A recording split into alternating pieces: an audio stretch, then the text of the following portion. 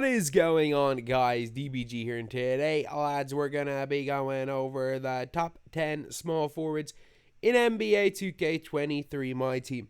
And this position is a little bit more stacked than I thought. Like, I initially thought I was gonna be having Giannis or Worthy or like LeBron, who I think are good. I don't like love the cards, but like I genuinely am going to be going with those ones right, or well, I'm not going to be putting those guys on the list because I think we got a little bit better cards than those guys. I didn't realize how stacked this position was. I thought it was really all in the shooting guards position. Also, guys that are going to be shooting guards like T-Mac and stuff aren't going to be on this list. So at number 10, we've got Tim Thomas. Look, he still is. Like, if you put the right stuff on Tim Thomas, like if you got Tim Thomas when he came out and he was badged up a little bit, and you've been using Tim Thomas, he's still here. Like, I've genuinely seen some of the best players in the world still run Tim Thomas in their lineup. He has to be 10. He has to be somewhere on this list. Like, he's better than LeBron. He's better than Giannis. And obviously, I can put like a T-Mac in there, but like who in their right mind is really T-Mac at small forward? But number 10, Tim Thomas. Number 9, Bantam. So Bantam again is pretty much perfect stats wise. Mitchell size, which is really good. Kobe escape. Kyle Kuzma release on very quick with the really gay upper. Kuzma, I think, is the most overrated base in his entire game. Like, even at 10k, I wouldn't use Tyler Hansbrough, even though I love Tyler Hansbrough, one of my favorite players ever, and I still won't use him. He's got overall good dribble 6, a massive player build. He is a really good player build, 6'9", 7'1" wingspan, every shooting badge in the game, most of the defensive ones, and again, a really nice card in here at number 9. Number 8, we've got the hero Kevin Durant, 40 Hall of Fame badges, 99 basically in every stat. Problem is that his dribble 6, not the greatest size up, not the greatest escape. He can't really be the best cone in the world because of his release, and it's just unfortunate. It is just unfortunate. I have, set an alarm right there. It is unfortunate that in the way today's game is, a guy like Kevin Durant can't really be used. And I'm not even going to say it's a problem with Kevin Durant. I genuinely think that the reason why Kevin Durant can't be used in my team, or like can't be used the highest level, is purely because 2K have given us a bunch of demigods. At number 7, we got Malik Sealy. He's just a cone. He's just a pure cone. He's a good one. Probably even better at small forward than shooting guard. I had him on my shooting guard list as well. I think he's the only overlap. He's got great defense, really good release, big player build.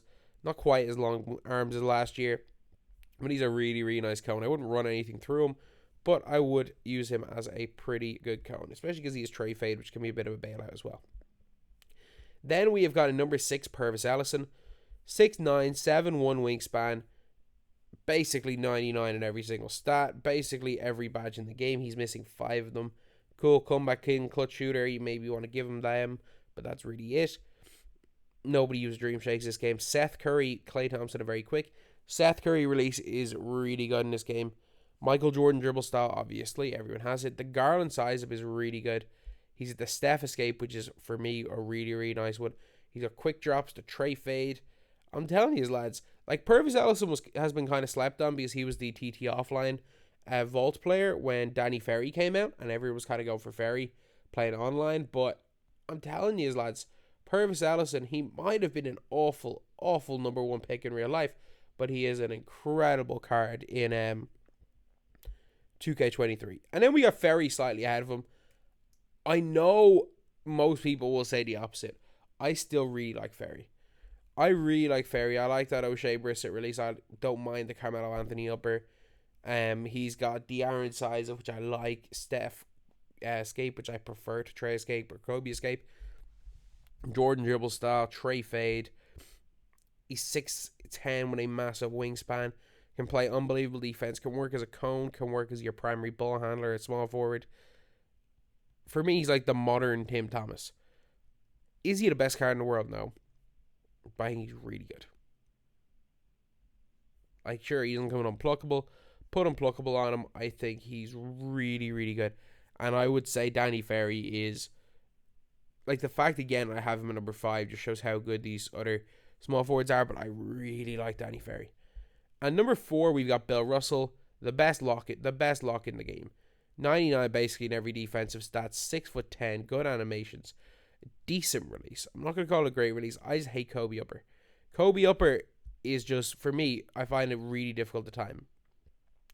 I don't mind it on certain players. It's okay on Dikembe. I hate it. I don't mind it with Eric Pascal and Bill Russell. I hate it on Kobe's base, and I hate it on Tyler Hansbrough's Kuzma. I hate the Kobe Upper.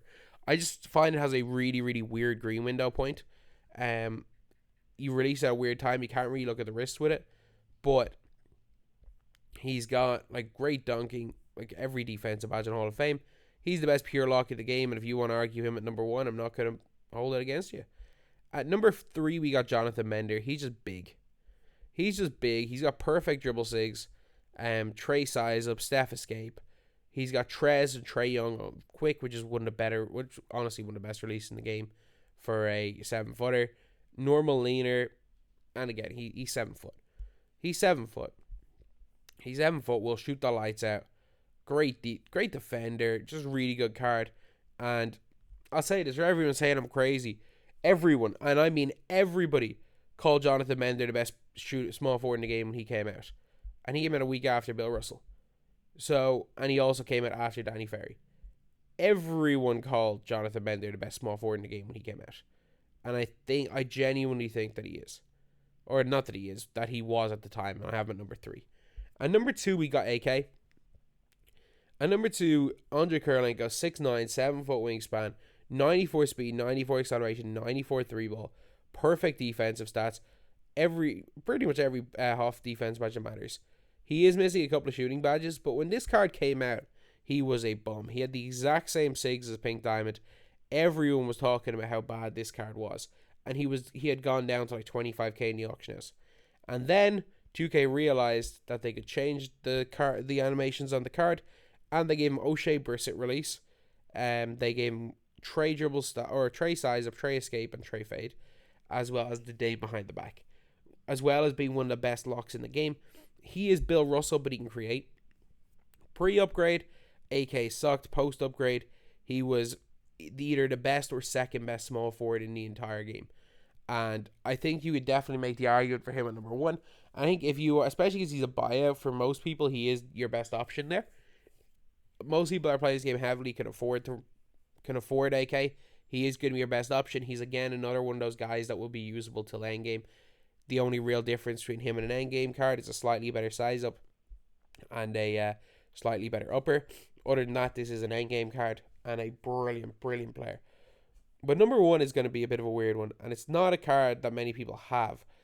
The reason why this card is very not hyped, the guy who's number 1, is because post MT bans, there's like 3 people in the world going for collector level instead of like 50 people in the world going for collector level.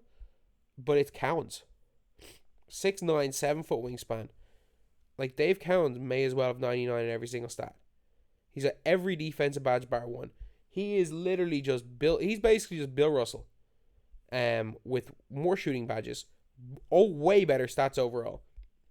Tendos are okay, but if you look at his animations, Jared Allen base is really good.